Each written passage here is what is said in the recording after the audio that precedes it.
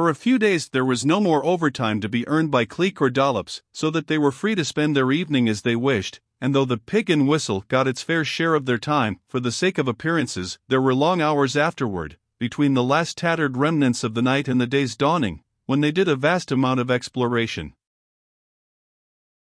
That they made good use of this time was proved by the little notebook that rested in Cleek's pocket, and in which a rough chart of the country and the docks was drawn, though there were still some blanks to be filled in, while opposite it was a rude outline of the secret passage into which they had blundered 3 nights before. "Got to explore that hole from end to end, Dollops," said Cleek on the 4th evening, as they struck off together toward that gap in the hedge, soon after the clock in the village had chimed out 10, and the little bar of the Pig and Whistle was slowly emptying itself of its habitués. "I've the main route fairly correct, I think, and a rough idea of where those sacks stood, and where we took to cover when Black Whiskers was showing the master of this underworld domain through it." "Happen to have learnt the chap's name yet?" Dollops nodded. "Yes, sir.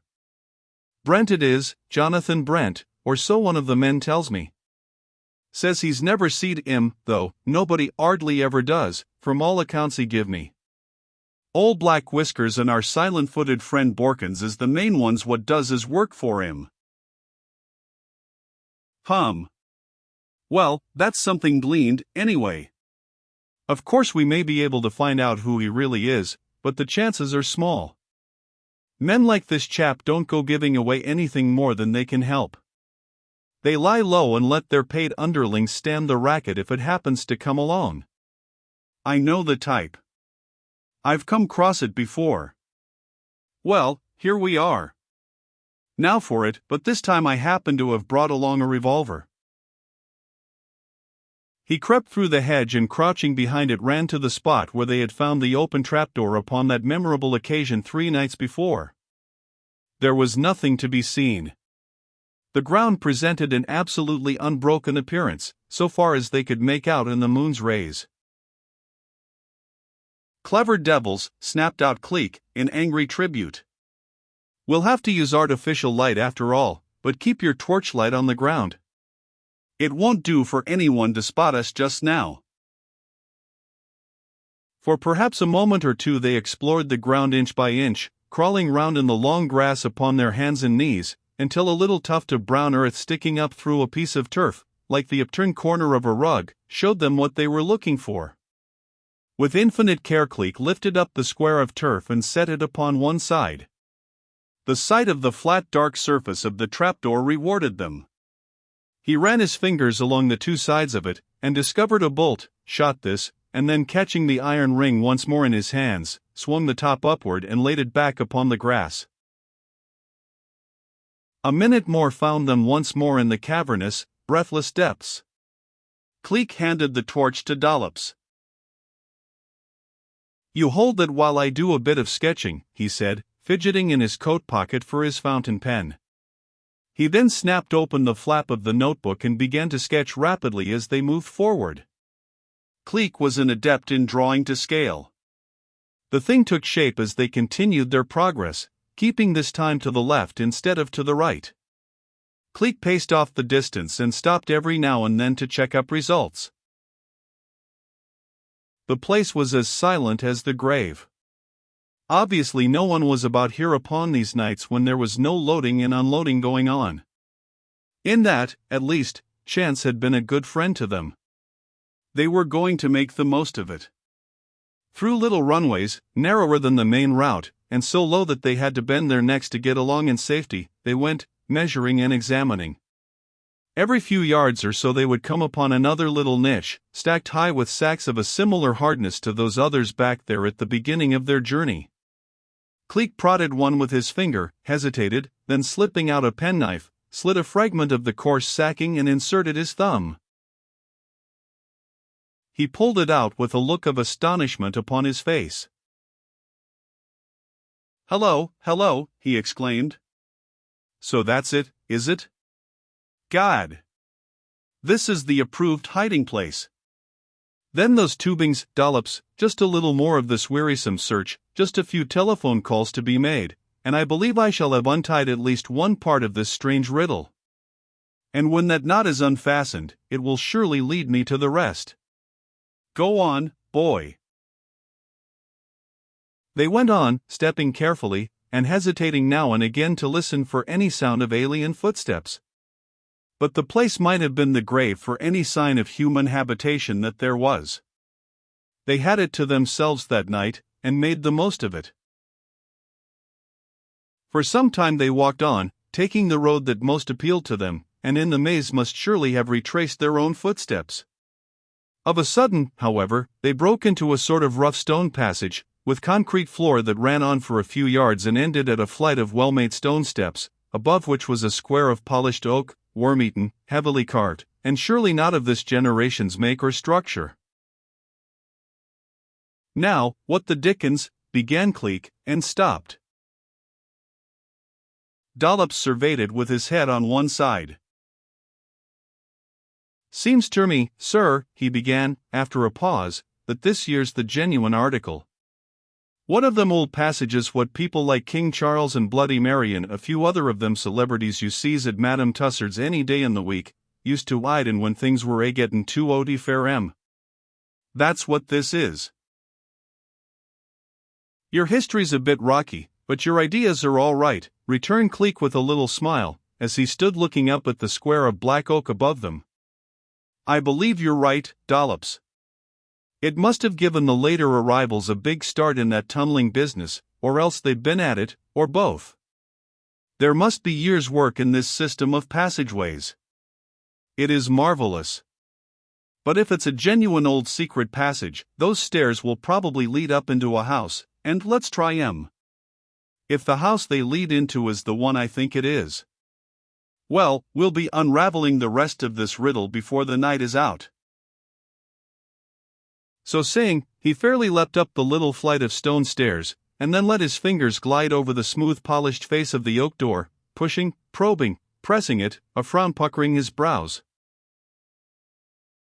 If this is a genuine old secret hiding place, he remarked, then according to all the rules of the game there ought to be some sort of a spring this side to open it, so that the hidden man might be able to get out again when he wanted to. But where? Faugh! My fingers must be losing their cunning, and here it is. Bit of wood gives way here, Dollops. Just a gentle pressure, and here we are. And here they were, indeed, for as he spoke, the door slid back into the flooring out of sight, and they found themselves looking up into a room which was lighted by a single gas jet, which barely illumined it, but which, when Cleek poked his head up above the flooring and took a casual survey of the place, proved to be no less a place than the back kitchen of Meryton Towers. He brought his head down again with a jerk, touched the spring in the edge of oak paneling at the left of him, and let the door swing back across the opening once more, and not till it had slipped into place with a little click did he turn upon Dollops. Meryton Towers, he ejaculated finally. Meryton Towers. Now, if young Meryton really is a party to this thing that is going on down here in the bowels of the earth, why dash it, it's going to prove an even worse case against him than we knew. A chap who plays an underhanded game like this doesn't mind what he walks over to attain his ends. But Meryton Towers. He stopped speaking suddenly, sucked in his breath, his face turned very grim. Dollops broke the silence that fell, a tremor of excitement in his low-pitched voice. Yes, but it's the back kitchen, sir, he threw out eagerly, like all the rest of them anxious if possible to shield the man who seemed to have won so many hearts. And the back kitchen don't spell Sir Nigel, sir. It's Borkins Watts at the bottom of that, and Maybe, interposed Cleek, a trifle hastily, but the grim look did not leave his face. But if anything as curious as all this affair turns up in the evidence, it won't help the boy any, that is a certainty. Meryton Towers. He swung upon his heel and quickly retraced his steps, until the little stone passageway was left behind them, and a few feet ahead loomed up another of those queer turnings, which led who knew where. We'll take it on chance, said Cleek as they paused, while he marked it in his chart, and follow our noses. But I confess I've had a shock.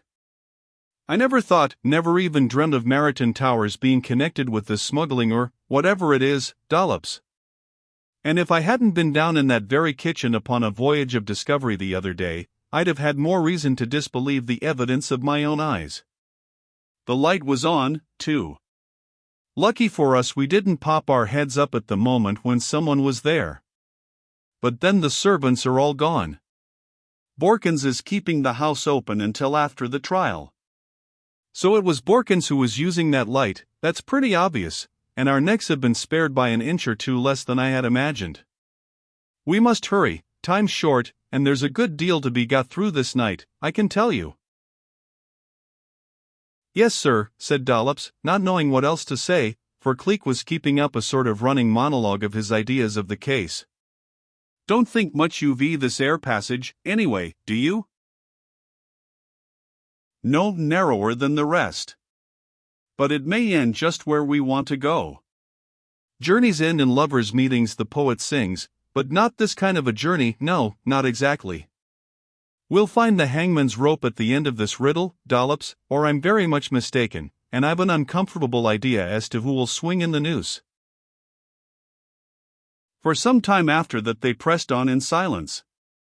Here and there along the passage the walls opened out suddenly into little cut-out places filled as ever with their built-up sacks. Each time Cleek passed them he chuckled aloud, and then, once more his face would become grim. For some moments they groped along in the gloom, their heads bent, to prevent them bumping the low mud ceiling, their lips silent, but in the hearts of each a sort of dull dread. Meryton Towers. Borkins, perhaps. But what if Borkins and Meryton had been working hand in glove, and then, somehow or other, had had a split? That would account for a good deal, and in particular the man's attitude toward his master. Cleek's brain ran on ahead of his feet, his brows drew themselves into a knot, his mouth was like a thin line of crimson in the granite-like mask of his face. Of a sudden he stopped and pointed ahead of him. Still another flight of stairs met their eyes, but they were of newer, more recent make, and composed of common deal, unvarnished and mud-stained with the marks of many feet up and down their surface. Cleek drew a deep breath, and his face relaxed. The end of the journey, Dollops, he said softly. Then, without more ado, he mounted the stairs, and laid his shoulder to the heavy door.